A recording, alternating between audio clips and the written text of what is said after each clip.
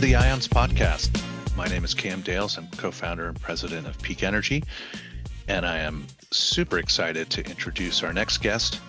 Bob Galyen has been in the battery space for as long as it has existed as a real industry, certainly with respect to electric vehicles and modern applications. He's had an amazing career starting in the U.S. automotive industry, and then had the privilege of being at the point of founding of CATL and joined the company midway through his career as one of the very early executives there, and has lots of insight and experience to share with our audience. So Bob, welcome to IONS.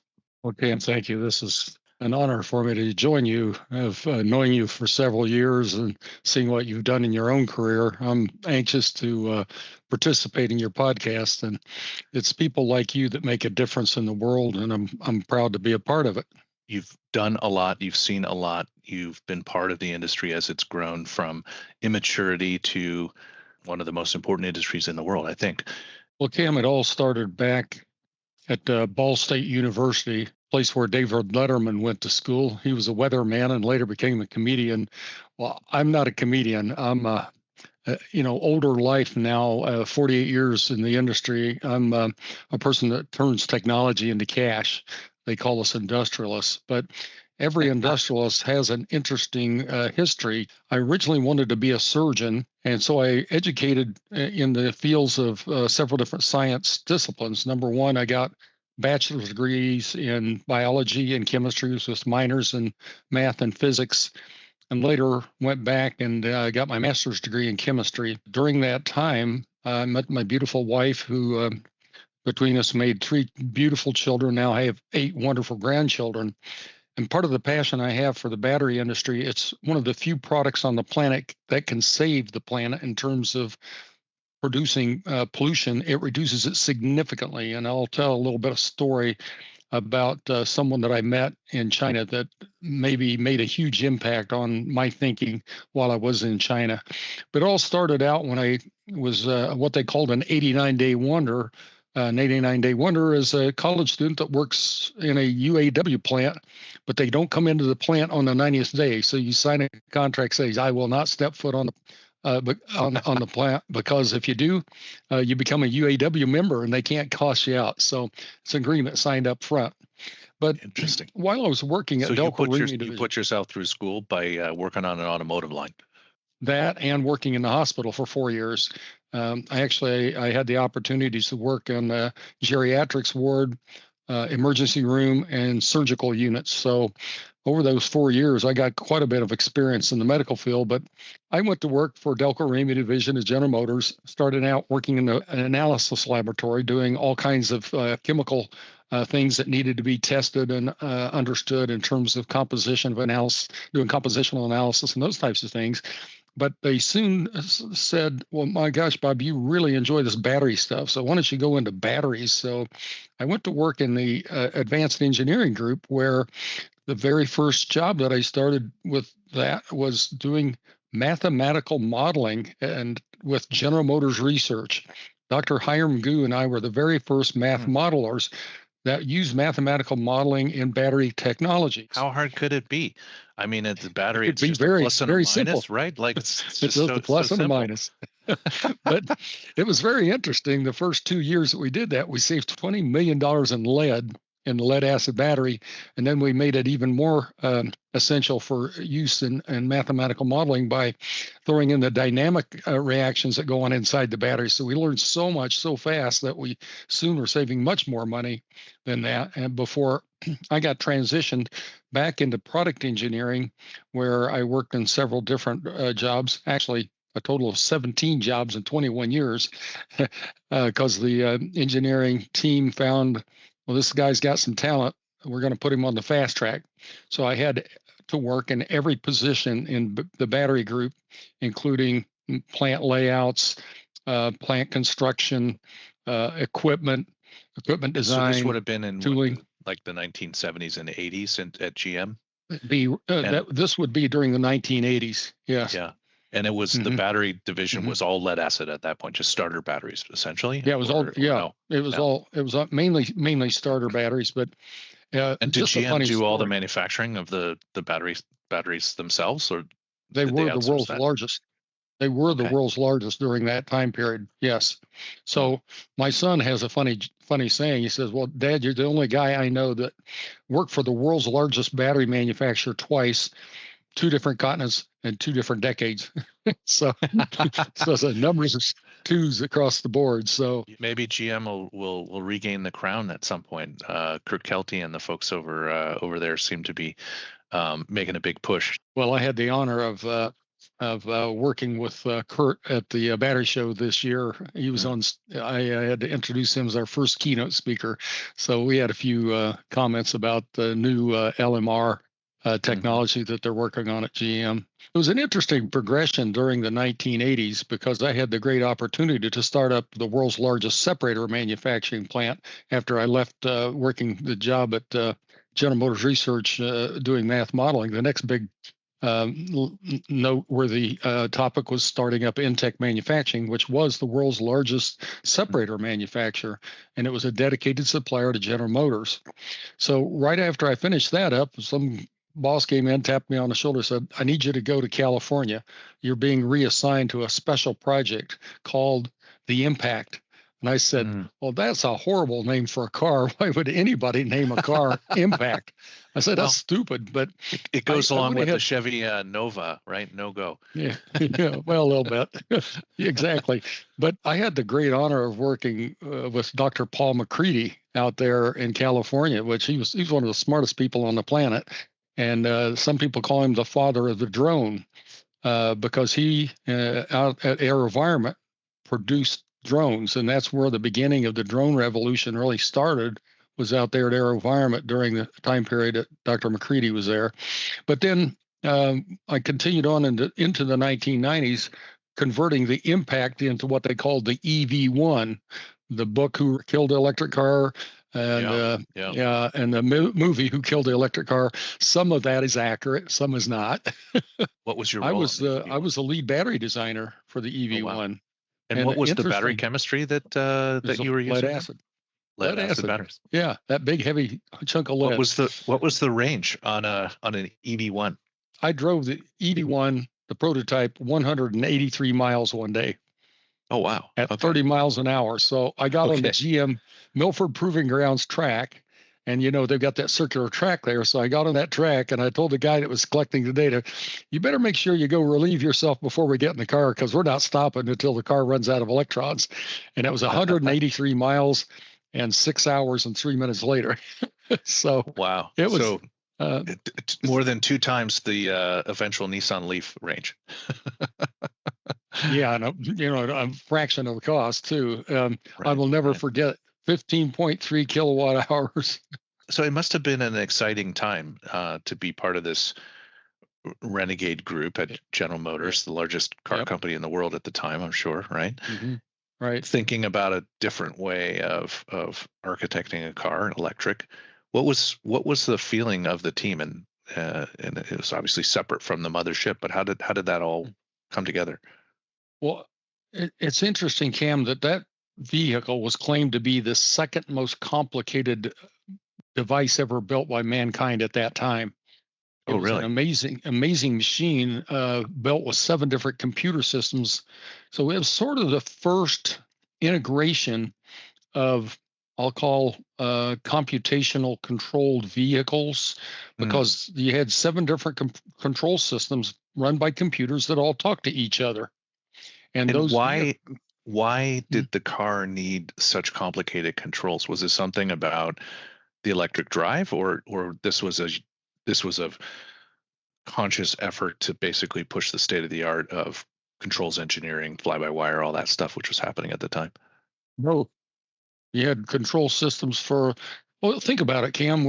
For the very first time, we're using an electric drive that Yeah. had to encompass both a dynamic braking system with the electric motor, Hmm. Hmm. which, if you didn't do it right, would send you into a wild spin and you'd crash the car every time. But the controlling of the brakes along with the friction brakes in combination was quite a feat of its time. Then Mhm. you had another control system that was controlling the energy that was flowing from the battery into the motor, the drive system itself. And then you, between the brake system and the motor system, it gave us the first ability to do regenerative braking that would recover the potential energy stored in the machine. It's running down the highway and putting it back into the battery as you're braking for a stoplight or stop sign or a deer or whatever. And Mhm. so Mhm. it was quite a remarkable feat. But after the EV1, I was very fortunate to be assigned to some other special projects, including 7 different programs that would recover greater than $200 million in each one. And that was remarkable in many ways because it was exciting that we were saving money for the battery organization and General Motors, but also a great education and training, being what they called a super project manager. And right after that assignment, I took on a huge endeavor, and this is where I got my skill sets that I took forward later on to CATL. And that skill set was putting together operational control documentation that told people how to run their machines in the factory, what maintenance schedule they had to perform on those machines, and the true operational and process control system that made the best quality products on the market at the time. And that was quite a revolutionary thing because I had to do it for all 13 battery plants that General Motors owned at the time. That means there were 7 languages involved. So conversion Mhm. of the process control efforts into 7 different languages was a pretty big feat. And then at that time, we had been spun out of General Motors to become a part of Delphi. And in some ways, I called it the Delphi debacle because I could see that JT Battenberg and his team weren't doing quite the job that needed to be done at the time to make the company survive. And so I stepped out of my chief engineer role at Delphi so that I could start my own company, and I called it Taos ICMS. And it was a company that I ran here in Noblesville, Indiana, and I had purchased a few weeks after I started this company. Delphi came to me and asked, "Well, would you like to buy the lab, Bob? Because we need to dispose of it, and we need somebody to be doing the analysis." So it was a match made in heaven. So I bought all that equipment from Delphi, but then I did all the analysis in my lab. The fortunate thing, it was the same equipment that I had a Mhm. decade before and was able to run all the equipment, Cam. So a lot of people think, well, that takes a pretty good geek to do that. And they're right. I did. I ran every piece of equipment that was in that laboratory, but then I brought on a couple of guys that helped me run it because it was just getting too much work.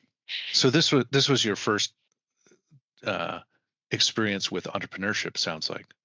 How, It how was. how was life different for you as an entrepreneur, owning your own company versus being an employee at General Motors and then Delphi and obviously moving into the management track and having some impact there. But how would you characterize what it Mhm. was like to go out on your own for the first time?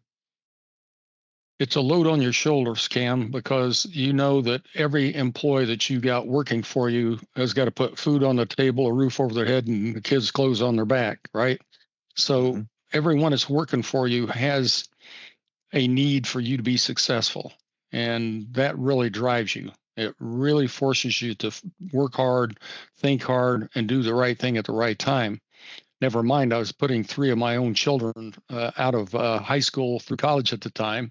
So I had double motivation, taking care of my employees and making sure that my family was being taken care of by providing a great education for all 3 of them. So I was quite proud to do that. But at the end of it, in 2008, which became a really difficult year for a lot of business people, Bob really found out what it took to be a business manager because that was one of the hardest times that a business manager could ever have. And then along came 2009 when a big corporation up in Michigan called Magna decided they wanted to buy me out. And so I said, yes, I'll let you buy me out.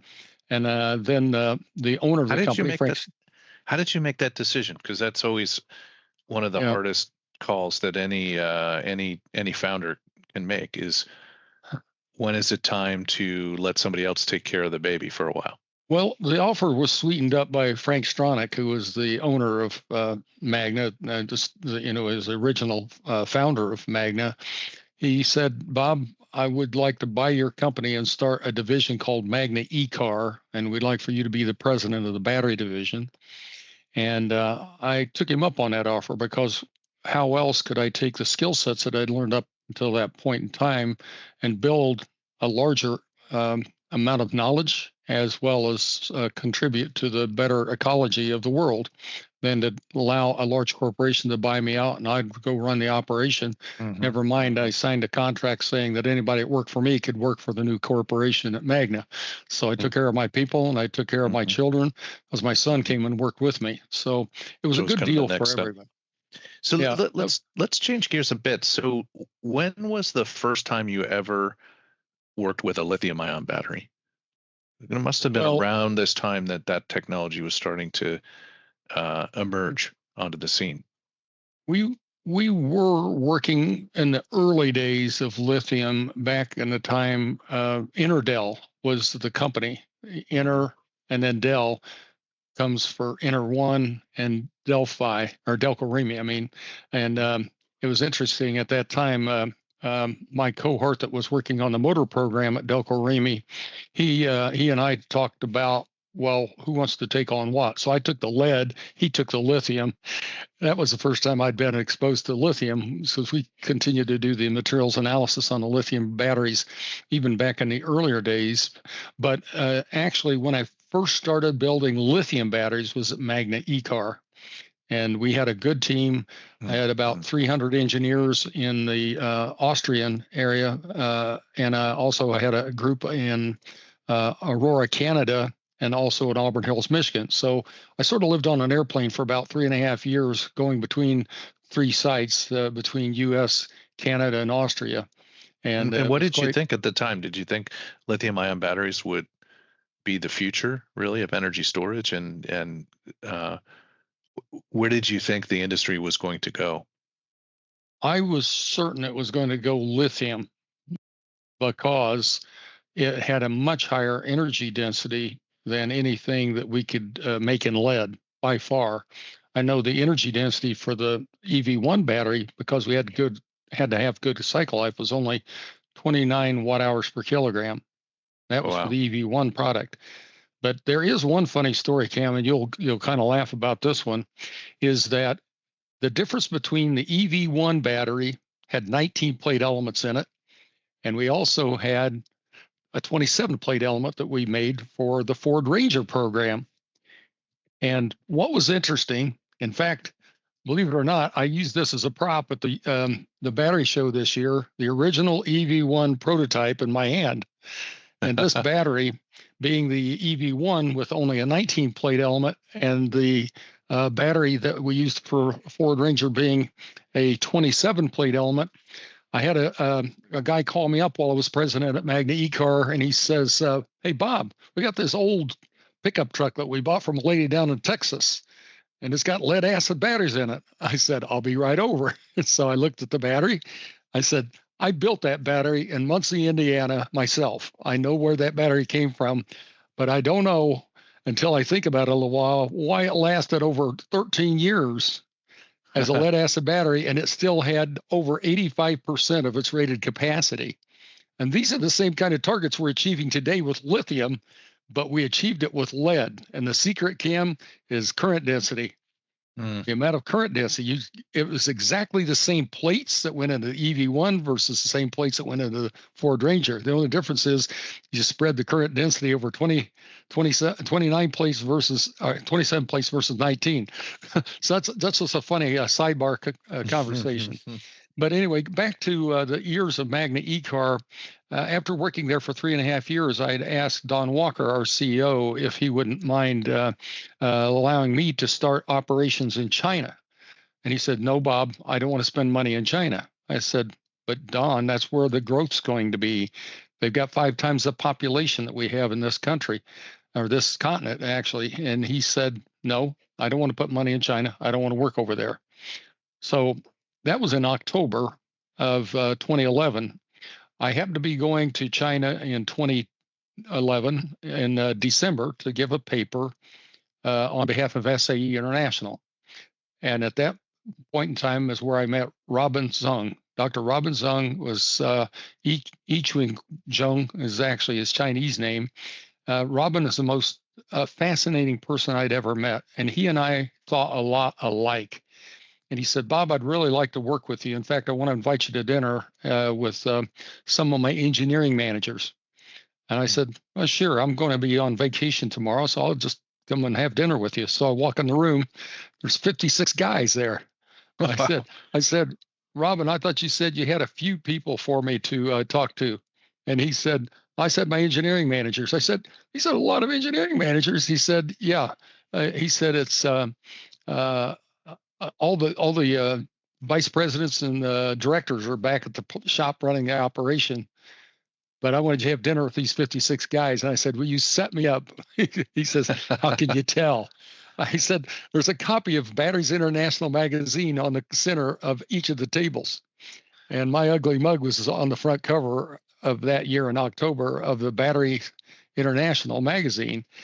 And I said, you set me up. And he said, yes, I did. I said, I needed to get you here to meet these people because you're one of the few people on the planet that really understand how to build batteries.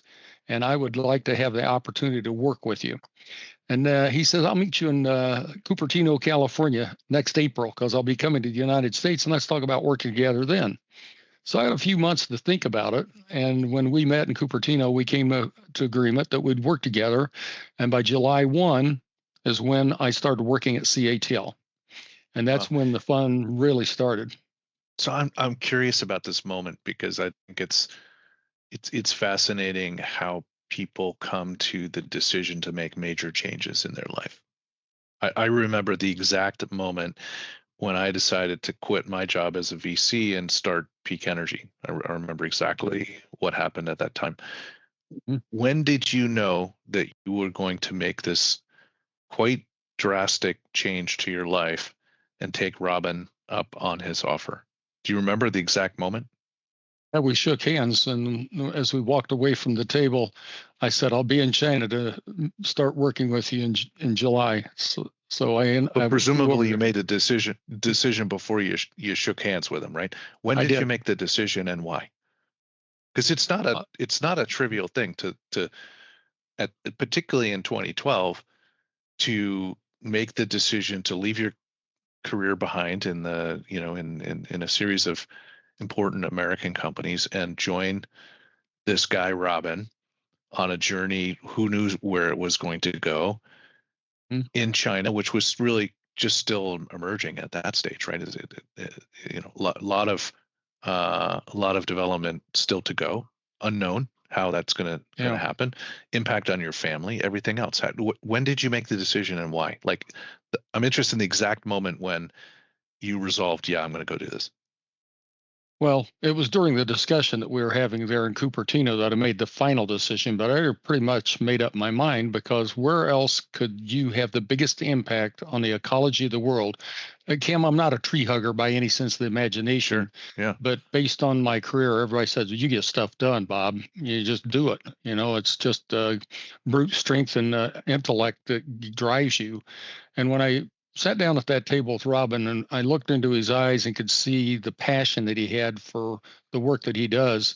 That really convinced me when I looked at him that he and I have a very similar thought process. It's almost like we're brothers from a different mother. And we had an American and a Chinese guy. And I thought to myself at that moment in time that what else could possibly bring our countries closer together than making a huge impact on the ecology of the world?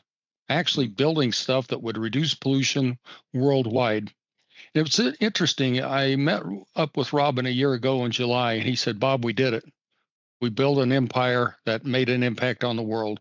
We've actually measured the downturn of petrochemical pollution in many of our cities. Which takes us to another story that Premier Li Keqiang stood toe-to-toe with me in the Great Hall in 2019. He said, Bob, I got to thank you for everything that you and Robin Zeng have done for the world, as well as predominantly China, because we've reduced the amount of pollution so much. in Beijing, Tianjin, Shenzhen, and Shanghai that nobody can imagine that we were losing 1.3 million people a year to respiratory failure because of the air pollution. This is no different than what happened in the UK or the United States. California, when I was working out there years ago for GM, hell, you couldn't even see the ground till you got below 300 feet because of the pollution that we had in the sky. But we cleaned it up, and so is China. And so the storyline that he was going on with, besides the horrible incidents of losing people in their society, was he said that the tax load of taking care of people in a socialistic world was so high that it was just crushing their economic system. So saving people's lives by reducing air pollution was a huge benefit. So anyway, that's but that specific moment in time was sitting there in Cupertino, California with Robin and shaking hands and saying goodbye. I'll see you in China and start working in July. And I was July 1. What kind of a guy was? I mean, what kind of a guy was Robin back then? This is, he's a billionaire now and one of the richest people on the planet because of the success that you all had at CATL. But what was he like then? Just the same as he is today. A gentleman, a very good statesman, a very good friend and colleague, and very humble. And what was it about him and his personality, do you think, that ultimately led to the tremendous success at CATL? He's got obviously not just him, yourself, and everybody else, but like what was it? Yep. Well, he and I have the same entrepreneurial drive, and much like a Stephen Jobs or Elon Musk, all the people that I know that have been successful entrepreneurs have a passion, much like yourself. You've got a passion, and a great deal of internal will and confidence. You asked me what drove you to making that decision. It was a great deal of confidence that I could do it, and the rest is history. It's one of the last time I checked, it was the 60th largest company in the world. Yeah, amazing story. And so you then got on that plane in July of 2012, I guess it was, and you moved your whole family over to China, or did they stay in the U.S.? No. My 3 children were already grown, and they were beginning to think about starting their own families. So they were out of the nest. And my wife, Susie, went over with me. And once we got there, we found out, oh my gosh, she's allergic to seafood. She had developed an allergen to both. Yeah, because Ning is one of the largest exporters of seafood in the world. And so lo and behold, we found out that she had developed an allergy for crustacea and any shellfish. So she got a double allergy of shellfish and crustacea. And the problem is that the chefs over there don't understand cross-contamination. And if you even fry a shrimp or some kind of a crayfish on a hot plate, and you come right along there and you cook a fish on there, even though you ordered fish, some of the protein gets transferred over. That can just make her severely ill. Wow. So she could not come over with me after we made the first trip over. We found out this ain't going to work. Oh, so she had to stay back home and take care of the family and take care of the elders in the family. And I went off on the mission to help save the planet.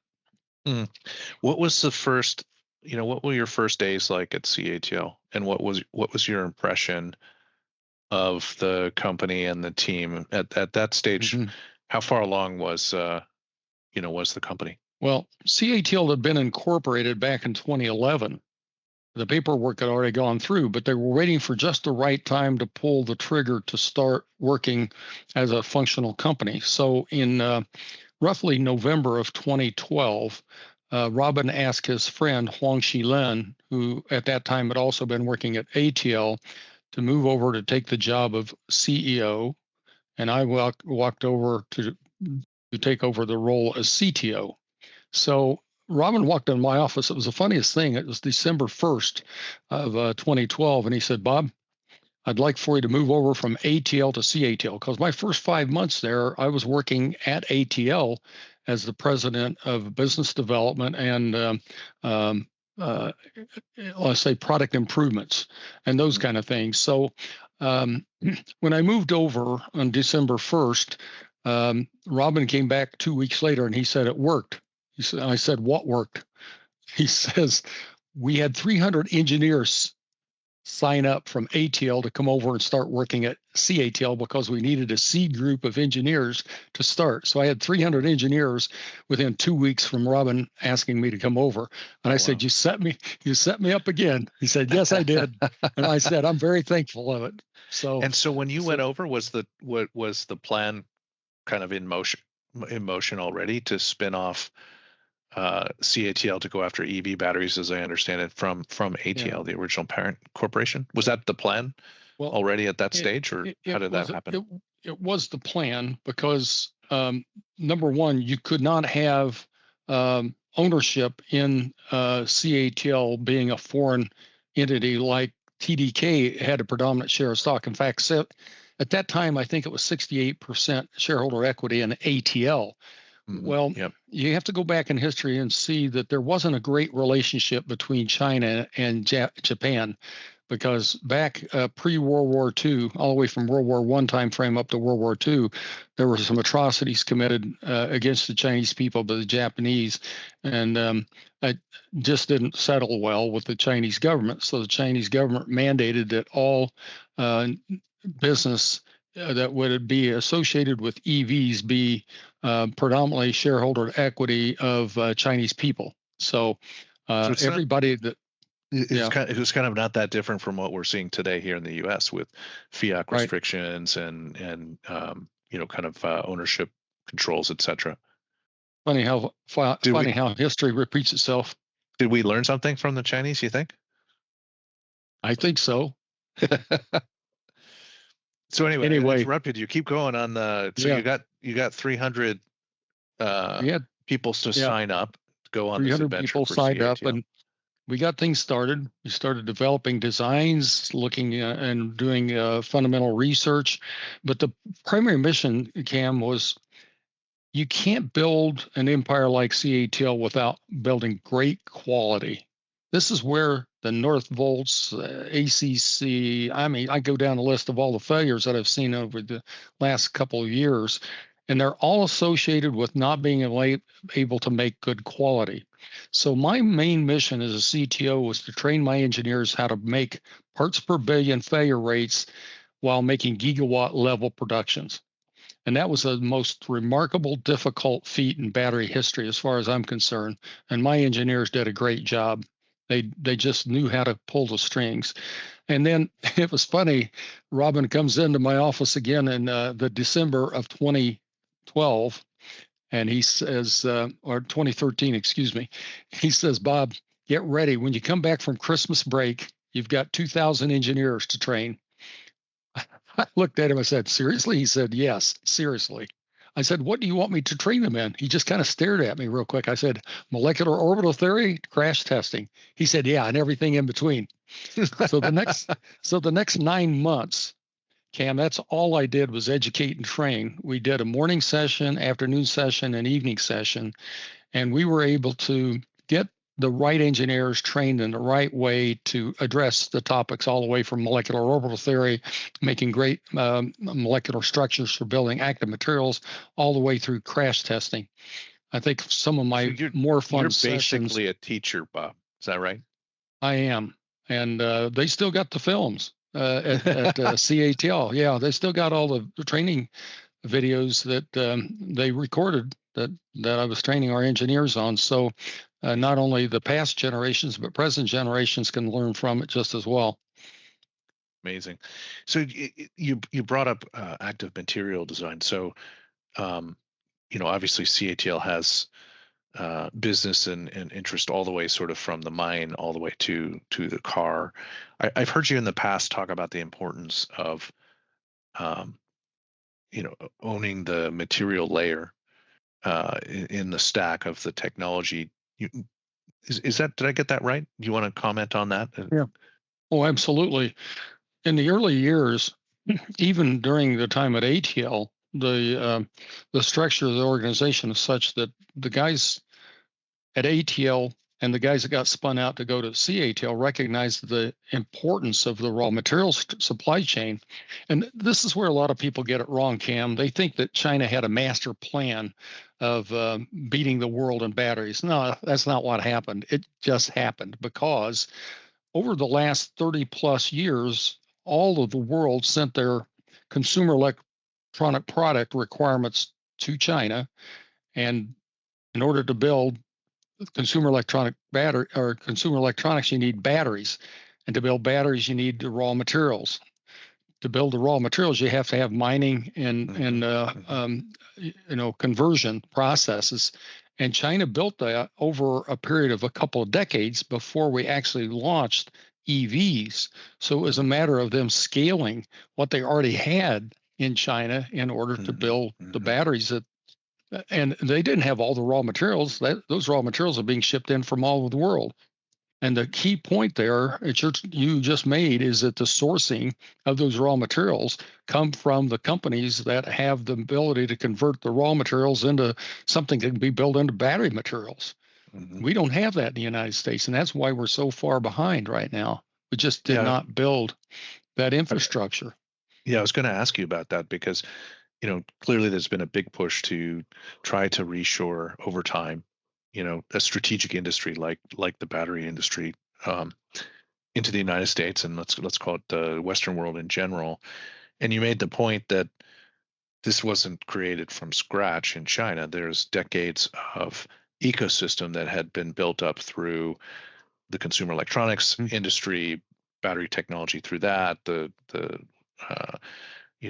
work streams and the supply chain was already in place in a way to then go move into EV batteries. So how do you see the US or the rest of the world catching up over time, if ever? And is it actually the right goal? The United States will never catch up with China in the present technology. That's clear and simple. When you have an organization like Robin's got now, he's got over 20,000 researchers working on everything from raw materials through manufacturing processes to end-of-life recovery. It's just a massive number of people. And I was fortunate to go back and see the old, what they call the 21C laboratory, which is a 21st century laboratory that they built specifically after I retired to fill up with researchers. And they've got some of the best equipment on the planet. It rivals our national labs in a private or in a publicly held company. It's pretty amazing. But I think one of the most important things is that we are way behind in thinking through how to build that kind of supply chain here in the United States. China did it over a period of 3 decades. We haven't even got started on it yet, which is one of my big aggravations. And just last week, when I was at this conference in Arkansas and met with Governor Sarah Huckabee Sanders, there's like 13 different companies there that's working on direct lithium extraction. This is the kind of innovation that we need. But back to my storyline that I jumped off of for just a moment. In order to beat China, if you want to beat China, you have to have an advanced technology. We call it leapfrog, right? You've heard that storyline for the last few years. I think that was one of the first words out of my mouth when I met with Secretary Granholm's department. Unfortunately, she wasn't there because she had contracted COVID. So as we're in there, I said, we need a leapfrog technology. And they look at me, what do you mean by that, Mr. Galyen? I said, cheaper, better, and faster. And they go, huh? I said, cheaper, better, faster. That's what you call a leapfrog technology. And indeed, we need it cheaper because the cost has been remarkably high, but now the cost has come down dramatically in lithium batteries. We need it faster by doing faster development work or better turn time and identifying new technologies and maturing it quicker. And the cheaper, better, faster concept is making it with great quality, right? You have to make it with quality levels that doesn't fail in the application. Almost every 6 months, you hear about a new recall in electric vehicles because of something going wrong with the battery system. Now, it isn't always the cell's fault, but a predominant number of times it is the cell's fault. But other parts fail in the battery pack system that requires a recall to be taken care of. So it's not just the cells that go into it because you're selling a system. And so it's a really interesting question that you ask. Got it. So you were at CATL for how long? 7 years, Seven something and a like half that? years. Seven and a Seven half and a half years. years.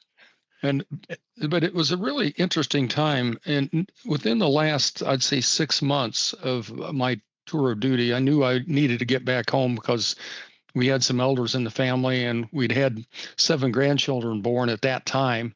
And Susie said, please come home. So she enticed me to come back home.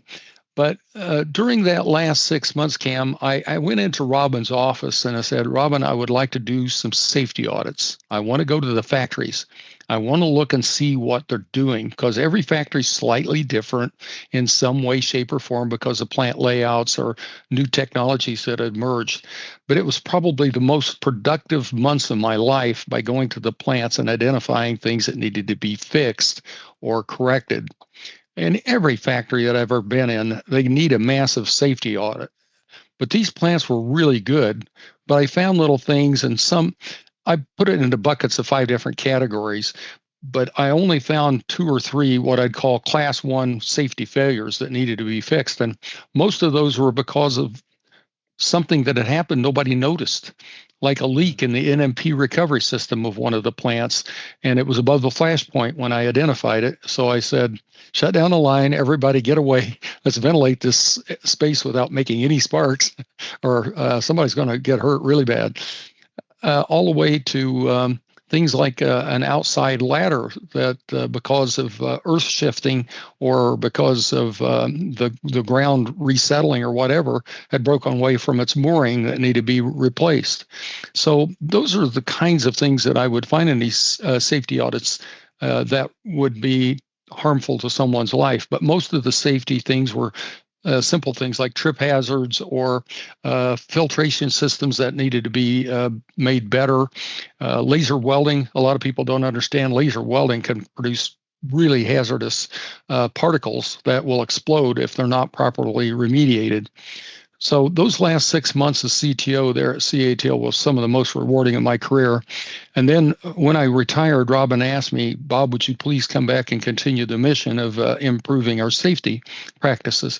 And this is the kind of man, you asked me very early in our conversation, what kind of a man was Robin? Robin is the kind of man that wants to save people's lives, make sure people don't get hurt, make sure that you got a safe and effective manufacturing plant for your people to work in, as well as drive it all the way back through your supply chain. Boy, if he knew in an instant if somebody were to source cobalt out of the Republic of the Congo, it better not have been mined by human hands because that's the kind of thing he would just put the nix to in a heartbeat. And we had some great conversations over the years, Cam, but I don't think we have enough time to cover them all. But those are really good times. Incredible experience. So when you came back to the U.S., you have been super active in the industry. I know you're part of a number of let's call them, national organizations, SAE, NatBat. Of course, as a almost a founder of the battery show, which is developed into one of the most important even international conferences now. It feels like you have a new mission, having gone through the experience in China with CATL, but now coming back to your home country and thinking about how can we learn from what was developed there, and then ultimately potentially build whether it be a leapfrog business here or an industry that that at least can compete in the world. How do you think about that? Well, all the way back in 2010 was president of Magna E-Car, Ted Robertson, who was the 100th year president of SAE International, said, Bob, don't you think it's time that we amplify the battery experience at SAE? And I said, absolutely, because we did have a battery committee, but it was mainly around lead acid. And I said, we're going to fix that. So I took on the role of Battery Standard Steering Committee chairman in 2010 as a new venture, so to speak. And we built 26 new committees during the 10 years that I ran it over those 13 years to cover almost every aspect of the battery. So I've got a deep passion for SAE and the standards that they make, because whether people know it or not, SAE International is a combination of Society of Automotive Engineers and Society of Aerospace Engineers. So combined, it is, again, the world's largest standards organization. Almost everything it's done in the aerospace industry is worked from the SAE standards, whether it's oil, tires, maintenance schedules, maintenance programs, how you evaluate all the components that go into making the aircraft stay in the sky. It's an amazing organization. And then you ask about NatBat. NatBat is, over the last, say, 13 to 14 years, has been a remarkable organization. It's grown like crazy. It's got 385 companies now that's under the watchful eye of NatBat. And they all rely on the interaction between the business professionals and the science professionals to meet at this event every year. And it's typically in February. They have interaction with each other to learn from one another and to do business deals together. So NatBat has become a really strong, I'll call place mark in all of the industry today. And Jim Greenberger has done an outstanding job as our executive director. We've also got very good people that have held the chairman position and the president's position. We have now created a whole structure of, I'll say, committees that are 18 in number now. We just launched a brand new committee on battery energy storage for artificial intelligence sites and energy storage systems for both data centers and for grid applications. So that's just one example of the 18 committees that are out there. My heart, yeah. So where do you think we are as a country in our journey to achieve some level of scale and success in the battery space? I mean, you've worked in both places. You've seen the development of companies like CATL in China. You've been very active here in the U.S., both on the committee side, but also you're advisors to many startup companies, which is maybe more along the technology front, but also are an advisor and a consultant to the major U.S. manufacturers as well. Where do you put the U.S. in terms of its development, and where does it need to go? Well, I think it's ramping up quickly, Cam. Over the last 15 years of the battery show, I've been the chairman of that battery show and seen it grow dramatically. We're up to about 22,000 people attending a year. And this year we had 1,350 exhibitors. And when you start getting that massive crowd together and the types of products that are being displayed on the showroom floor, it gives you great hope that things are coming together quickly. Because no more than 14 years ago, there were only a few hundred people attending, and now you got 20,000 plus. Yeah. And I have great hope that our country will get in the game. And I try to explain this to people and not be too negative, but you will not beat China on existing technology today. They're too far ahead of us. And the only way, again, that you'll beat them is a leapfrog technology. But we need the same kind of battery products that China's making today in our own country to feed the hungry, insatiable need for energy storage in the United States, because everything we almost touch or feel today is powered by a battery. And dispatchable energy is a huge thing for this country. Everything from the consumer market to military and all the way through the value chain uses some form of battery. I don't think our police departments or fire departments can operate without batteries, because you use those in telecommunications, lighting, personal health monitoring systems like the military does. But batteries is a huge part of our lifestyle today, and we need them. So building an equivalent battery in the United States is not a bad thing. it's a good thing because we need those batteries. Just because we're not beating China in volume, which you'll never do because they got more than 5 times as many people than we do in the United States. So you can't really say, well, we're going to be better than China in terms of volume, because that makes no sense at all. But you can be as good as China or better than China in technology. So that's where we've got to focus, is what is the next generation product that can make it cheaper, better, and faster. Now, I'm working with a handful of companies that does that. Yeah, I was going to say, you have your fingers in a lot of different technology areas, and of course you see just about everything through your activity at the national level. What are you excited about?